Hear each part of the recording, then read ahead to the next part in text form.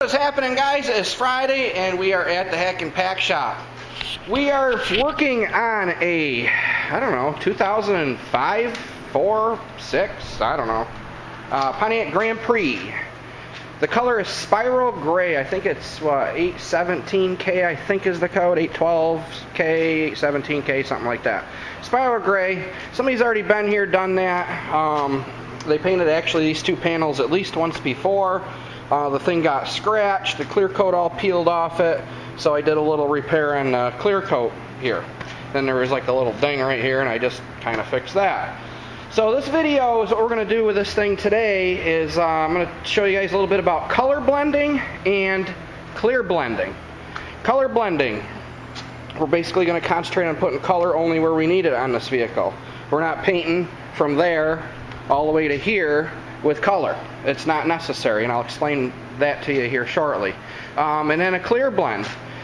Basically this panel here, this is what they call a unisite. It's a quarter panel, it's the rocker panel, okay, it's the I-beam, and this panel goes all the way down. It's one huge panel that goes on the side of these cars. Okay, and I can go ahead and paint this whole panel all the way around here, okay? It's one panel. We're not doing it. We're doing a blend. That's usually what I do with these things, okay? I blend them up in what they call the sail panel, okay? And I'll explain all that to you too. So without further ado, let me get the ball rolling here. We'll get you mounted down on a tripod, and I'm going to start painting this bastard. All right, hopefully the camera will stay where I have you guys. And I'm using the crappy touch-up gun. A few of you a while back asked me, you guys are like, can you like paint panels with that car instead of just little parts? Yeah, guys, I'm paying $1/4 on a door with this crappy freaking $20 Harbor Freight touch-up gun. I don't think it was 20 bucks. All right, I got the paint mixed up in here. Usually I mix it 2/3 paint, 1/3 reducer. All right, it's pretty hot out. It's 95, 96 degrees in the shop right now. It's hot, and we got a breeze going too, and it's still hot. I'm sweating here just talking to you. All right, so I actually put a little bit more reducer in it. It's actually about a 50-50 mix. I didn't measure it. I just poured some in the gun, said poured some reducer in the gun, said close enough. All right, I'm not one of them mix and cut type of people. I ain't got time for that shit. All right, so what we're gonna do, we're just gonna do a test spray here. Looks like we got a pretty good pattern. All right, we can narrow the pattern, we can widen the pattern. All right, we're gonna go with a pattern about that wide. All right. Basically, what I'm going to do is I'm just going to put some color right now, only where I need the color. I'm kind of doing 2 coats wet on wet just because this paint is thinned down quite a bit. It's not going to build up a ton, okay? I don't even know what the pressure set at. On the gauge, it's saying it's 32 pounds, but I know coming out of the gun it's a lot less than that. All right, it's not rocket science. There we go. Now we're going to leave it. Okay. Why am I doing it this way? You guys are asking, why do you color blend? Why don't you just paint the whole damn panel? All right, this gun ain't going to stay here. This is why, guys. If I go ahead and carry my color all the way to this front door, if this color don't match, we're in freaking deep crap. Then we're going to be into another panel. And if that don't match, then next thing you know, we're painting the whole side of the stupid car. Okay? Basically, we only put color where we need it. And I have all this room, pretty much from here all over, 1.5 feet maybe, okay, for blending room. We're not going to have any color here, none whatsoever. We're going to have color fuzzed into here a little bit. All right, same thing back here. We're keeping the color away. Well, actually don't matter because glass here, but the roof panel does start right here, okay? But to the trunk lid, same thing. Oops, I got a little tape peeling up here. All right, we're not putting any color near the trunk. We don't need to. So there's no sense in putting colorway up there if we don't have to put colorway up there. We're only going to concentrate on the first few coats and just where the primer was, where the repair was done.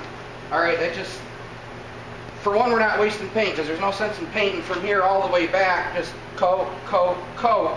It's just wasted material, guys. Concentrate on what you need, but make sure you feather out. Just don't hold the gun here in one spot. You got to kind of feather it away, okay? Otherwise you're going to get a buildup. We got to fly. That's another thing that sucks. I wish I had a paint booth. All right. But as what I'll do is each coat I put on, I'm going to go a little further out, like right here. You can see a little shiny. Paint's from here to about here. The primer is here and here. Next coat, I'm going to go a little further past it. Same thing with here. You can see the, well, maybe you can't on the camera, but the primer is right here. Okay? So next coat, I'll bring it out to here and here. So next thing you know, we're going to be painting this whole quarter panel pretty much from this body line down. Alright? Kind of staying away from the bumper, but 9 times out of 10, on most cars, the bumpers never match a stinking car anyway after they've been painted. Alright, but still, I try to kind of keep everything as, you know, blended in as possible, so to speak. So we're going to let this sit a couple minutes. I'm going to shut you off, and then I'm going to go ahead and we'll put on a couple more coats. Alright, it's been about 5 minutes since I shut you off. So what we're going to do, we're just going to kind of go back, like I said, just a few inches past, and I'm kind of pulling this gun away. If you kind of see I'm kind of pulling it back, it's just not arm motion, you know, natural. That's actually trying to pull the gun away. I'm not like a robot. I'm not going to walk it like this straight down, okay? I'm not a machine. I'm a human being. Pull it away, all right? And a lot of times, too, if you spray and then stop, sometimes while you're stopping, if you don't let off the trigger, you're going to get a run or some kind of blotchiness right there. You don't want to do that. Just kind of pull it away and then let off, all right? This is how I do it. I know a lot of you guys might argue that do this also. Well, this is how you do it. Well, that's how you do it. This is how I do it, all right? I've been doing this a long time. Most of the time I get great results. Once in a while, yep, I screw up. But we all do. Alright, so there we go. There's roughly 4 coats. Okay? Everything looks like it's covered. Not positive. But looking at it, it looks like it's covered. Alright? Now, we pretty much have color here to about right here. And then about right here. So we're still away from the trunk lid. I see no spatter on the paper where the trunk is. Very little bit on the bumper cover, all right, or where the bumper cover is, not a big deal. None down here to the adjacent molding, okay? So we're just going to let this sit a few more minutes. I'll put a couple more wet on wet coats, all right, and then we're going to go ahead and clear it. Back again. All right, so now what we're going to do is I'm just going to go over all this again, and we're out of paint. See how it comes set? That means you're out of paint. Son of a bitch. You go put some more paint again. Alright, we're back. And one important step too, I should have showed you guys on camera. In between doing all this, you want to tack cloth, especially when doing a metallic color. Because the metallics are just fine little particles. It's like dust that'll just settle everywhere. So say you're painting all this, you spray here, you still got overspray way out here. And a lot of times you can just wipe that off with a tack cloth. And you look at that tack cloth and say, damn. Alright, so it's very important, especially with metallic colors. Alright, so I just put a little more paint in the gun. Again, 50-50 is what I did because it's so hot out. Alright, the paint's a lot thinner, it'll go on a lot smoother.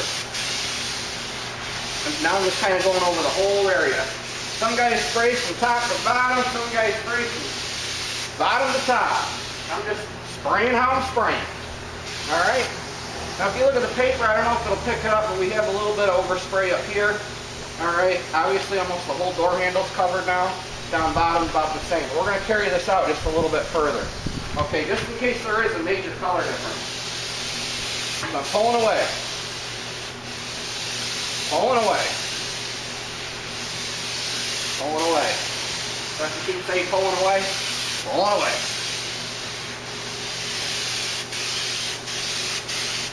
I'm just carrying a little color down to the bottom. Just going to run across the top real quick. There we go. Now we leave it. We'll tack cloth it again, and then we clear the son of a bitch. So let me go clean the gun out. Another thing too, guys, when you clean your paint gun, in between base coat and clear coat, if you're using the same gun, I use this little gun for everything. I've even sprayed primer out of this little bastard. Is what you want to do, take your gun, fill it full of thinner, don't fill it halfway full of thinner, shake it up really good, spray half the thinner out, dump the thinner into a little spare bucket or whatever, okay? And me, I put all my waste in 5-gallon drums, okay?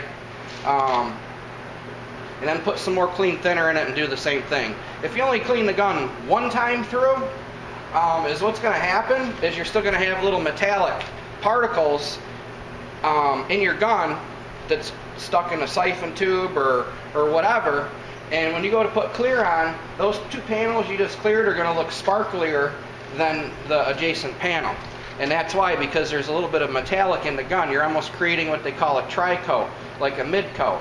Okay, and I've done that on purpose before. If I've done a complete paint job, I'll go ahead and paint something. I'll take just a little bit of whatever color, if I want it to flip-flop a touch, mix it in there real pissed in with some clear, especially really sparkly stuff. Go ahead and a real good even coat of clear, then I'll clean the gun really good and then go ahead and clear it with no paint in it. And it will change the color, guys. You know, believe it or not. It's kind of like how candy works. It's pissed in. You got to put on a gazillion coats for it to cover. That's why it's transparent. That's how you get that candy effect. Okay, so let me go clean out my gun. We'll go ahead. We'll load it up with some clear. We'll clear these panels, and I'll show you how to do a little quick blendy blend right up there in that sail panel. All right, let's clear it. Now, with the clear coat, I'm going to run from top to bottom. So we'll start clearing, say, here, and on down.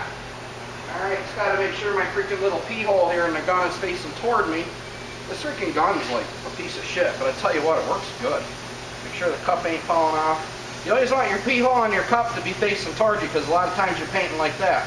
The little pee hole is facing the front, it's going to dribble all over your stuff. Wow, that sounds kind of kinky. Son of a bitch. I'm going to turn up the pressure a little bit. Hate this regulator. There we go. Let her rip. Even stroke. Now this clear coat that I use, it's Crossfire.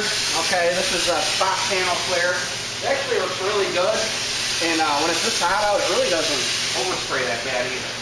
And it says 2 even wet coats. That's what it says. I don't listen to shit. Okay, you see how I didn't really let off the gun? And I kind of turned around on the paper. Alright, because if I turned around here, okay, I'd have a run.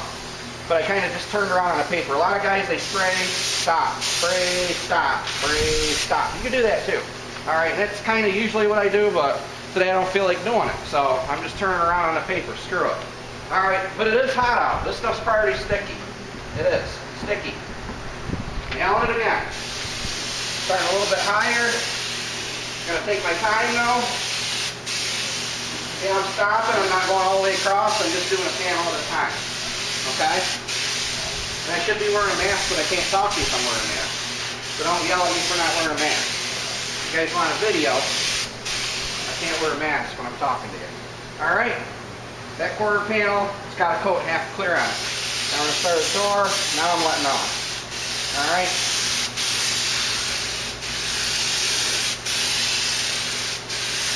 And when this gun starts to get low, you're spitting. Okay, got as far as we could with it. So what I'm going to do, I'm going to go load the gun back up. Now what I'm doing is I'm doing 2 parts clear, a part reducer, and a part hardener. Okay, or I'm sorry, 3 parts clear, part reducer, part hardener. 5 parts is what I'm doing. Okay, so it's 3, 1, 1 is how I'm doing this. It's hot out. Alright, let me shut the compressor off. Actually, I'll just let it shut off on its own because I'm done talking anyway. We're going to reload the gun up. We're just going to go ahead and finish this sucker. Alright, gun is loaded up.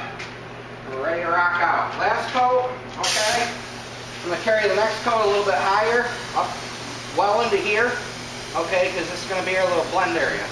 So we're just doing one last coat. I'm going to go kind of slow with the gun. Alright, get our pattern, I guess right there. Alright, so I'm going to start higher.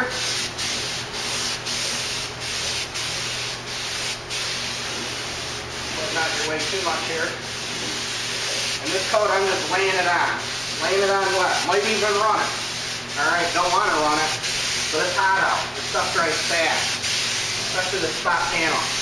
And I've only got medium reducer left. Okay? So it's going to dry pretty quick. I mean, it's 90-something degrees in here. Alright, this stuff is going to dry quick. Now, if I was using the big gun, I might walk it.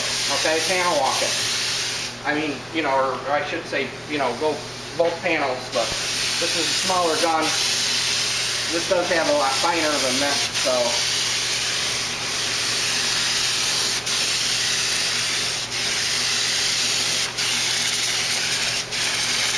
And of course I ran out again. Son of a bitch. That's the only thing about this little gun. Alright, let me fill back up. I'll just hit that bottom spot, and then we'll go ahead and do our blend. Alright, I've got you guys off the tripod. Let me just shake this up a little bit. Now, what I'm doing is I got just a little teeny bit of clear. I mean, a little bit. Oh, I got to turn that thing here. Just a little bit of clear, a little bit of activator. Now it's like 2/3 reducer and just a little bit of clear and a little bit of hardener. And it's all we're going to do. I don't know if the camera's picking up, but right there, you see how that's super dull? You can almost see a line right there. All right, now watch. Just going to kind of, real quick, just kind of burn it all in. All right? Now you see it is a little bit duller there, okay? Beyond. And it is going to be just a touch duller right here.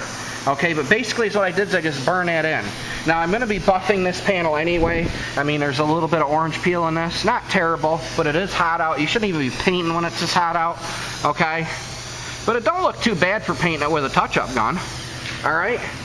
But that's what I'm going to do in the morning. Now is what I'm going to do is I'll wet sand all this with 2000. I'm not going to wet sand over where I just burned it in now, okay?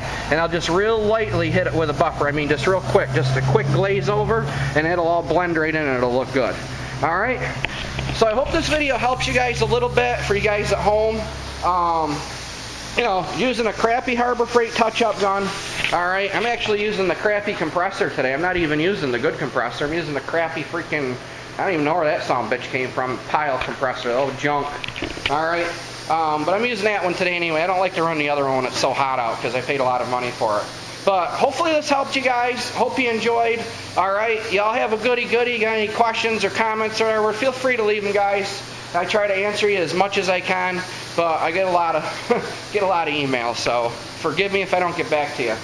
But there's a lot of guys too that watch my channel that do exactly what I do, and if I don't answer a question, you other guys out there, feel free to answer for me, you know. We all do the same thing for a living, and that's what these videos are for. It's for all of us to get together and help each other. All right? Have a goody, guys. Later.